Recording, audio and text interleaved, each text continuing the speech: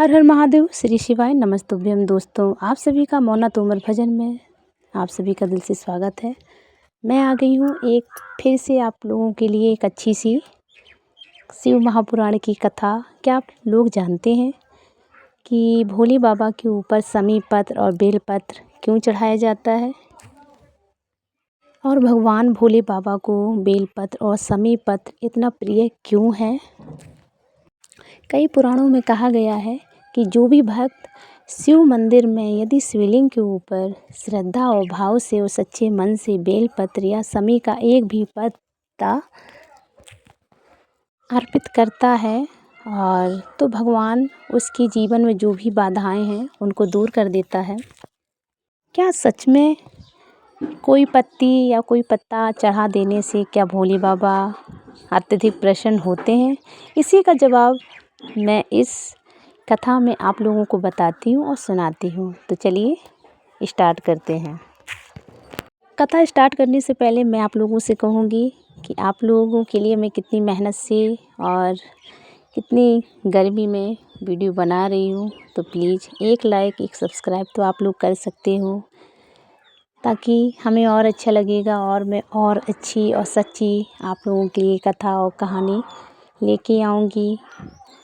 तो चलिए स्टार्ट करते हैं। प्राचीन काल में एक आर्यावर्त के में वीरकेतु नाम के एक राजा राज करते थे। उनका राज धन धान्य से परिपूर्ण था। जो राजा की प्रजा थी बहुत ही खुशी थी। खेत भी हरे भरे लहराते थे, व्यापार भी खूब अच्छा सा चल रहा था लोगों का, और चारों ओर मानो खुशियाँ ही खुशियाँ थी और चारों ओर समृद्धि का वातावरण था। इतना सब कुछ होने के बाद में भी राजा के दिल में एक बहुत ही बड़ा दुख छिपा हुआ था, जिसको राजा किसी के सामने बयान नहीं कर सकते थे, किसी को बता नहीं सकते थे। कई वर्ष बीत चुके थे लेकिन राजा को कोई संतान नहीं थी। इसकी वजह से राजा बहुत ही दुखी रहने लगा। राजा ने कोई भी कसर बाकी नहीं रखी थी। बहुत ही यज्ञ करवाए, दान दिया और साथ में तीर्थ स्थानों पर जो भी दान दिया जाता वो भी दिया और तीर्थ स्थानों पर गए भी, और कई प्रकार की तीर्थ स्थानों की यात्राएं भी की। लेकिन उनकी मनोकामना जो थी संतान प्राप्ति की, वो संतान प्राप्ति की मनोकामना पूरी नहीं हो सकी।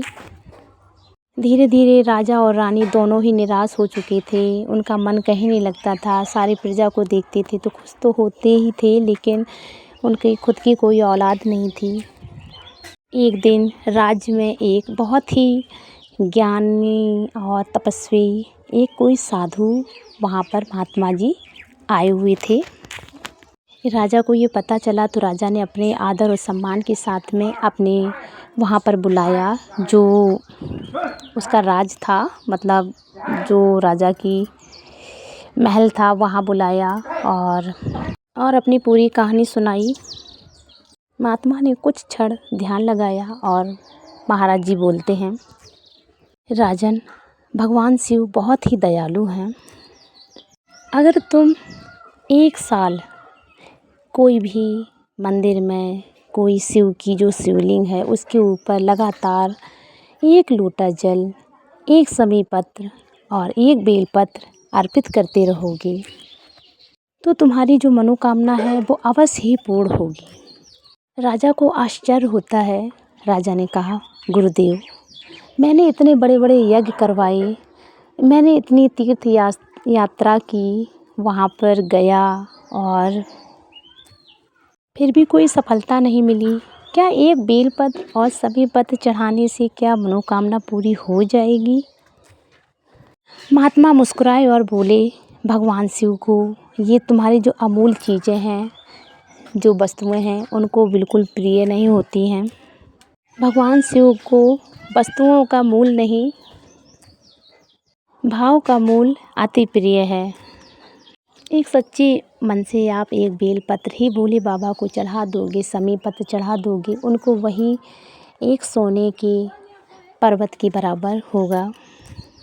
महात्मा जी के जो शब्द थे राजा के दिल को छू गए और अगले ही दिन से राजा ने अपना प्रारंभ शुरू कर दिया ब्रह्म मुहूर्त में उठना। सुबह उठते, ब्रह्म मुहूर्त में स्नान करते और जो राज्य के जो भी शिव मंदिर थे वहाँ पर जाते, जल चढ़ाते, बेलपत्र चढ़ाते, समी पत्र चढ़ाते और भगवान शिव का ध्यान करते, उनका जाप करते। दिन बीतते गए, 1 महीना बीता, 3 महीने बीते, धीरे धीरे 6 महीने बीत जाते हैं, लेकिन कोई चमत्कार नहीं होता है। जो दरबारी होते हैं वो तरह तरह की बातें करना शुरू कर देते हैं। दरबारी कहते हैं, महाराज इतने सारे बड़े राज का कारभार छोड़कर आप सुबह सुबह प्रतिदिन मंदिर में समय व्यतीत करते हो, इससे आपको कोई लाभ हुआ? राजा सिर्फ मुस्कुरा देते, पलट के कोई जवाब नहीं देते। वो तो सिर्फ महात्मा के जो वचन थे उनके ऊपर वो विश्वास करते गए कि जो बाबा कह गए थे, साधु कह गए थे, और तो वही विश्वास कर रहे थे। 1 वर्ष पूरा होने ही वाला था कि राजा को एक अद्भुत सपना दिखाई देता है। उनको दिखाई दिया कि कैलाश पर्वत पर एक दिव्य प्रकाश फैल रहा है। उस प्रकाश के मध्य में भगवान शिव विराजमान हैं। उनके मस्तक पर चंद्रमा सुशोभित है और जटाओं से धीरे धीरे गंगा बह रही है और उनके मुख पर अद्भुत करुणा छलक रही है। भगवान शिव ने उस राजा से कहा, वीर केतु, तुम्हारी भक्ति से मैं अत्यधिक प्रसन्न हुआ हूँ। तुमने जो भक्ति मेरे लिए की, मेरे ऊपर विश्वास किया, उससे मैं बहुत ही प्रसन्न हूँ। तुमने केवल फल की चिंता नहीं की और केवल श्रद्धा से पूजा की है। तुम्हारी मनोकामना जल्द ही पूरी होगी। इतना कहकर भगवान शिव अंतर्ध्यान हो जाते हैं। सुबह जब राजा उठते हैं तो उनका जो मन है बहुत ही हृदय आनंद से भर उठा। कुछ समय बाद रानी राजा को खुशखबरी देती हैं और उनको बताती हैं।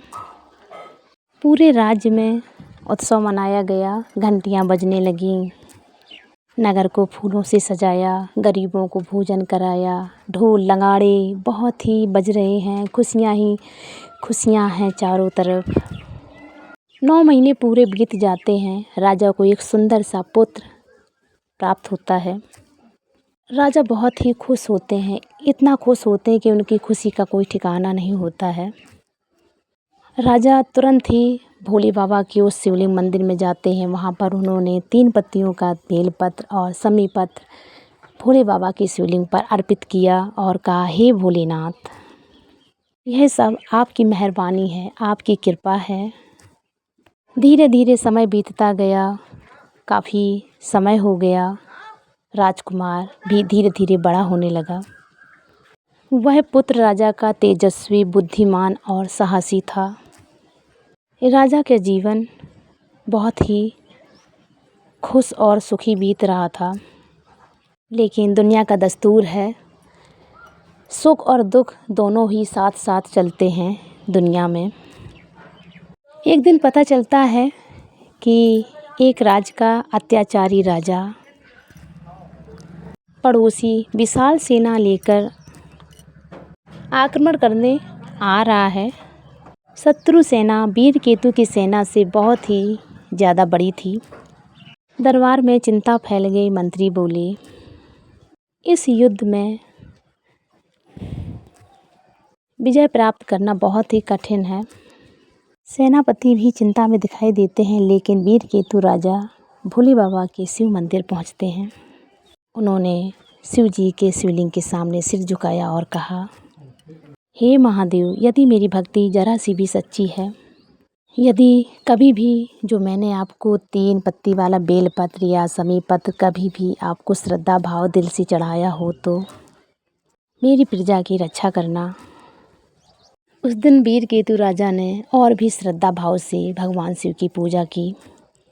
रात को उनको फिर से वही दिव्य सपना दिखाई देता है।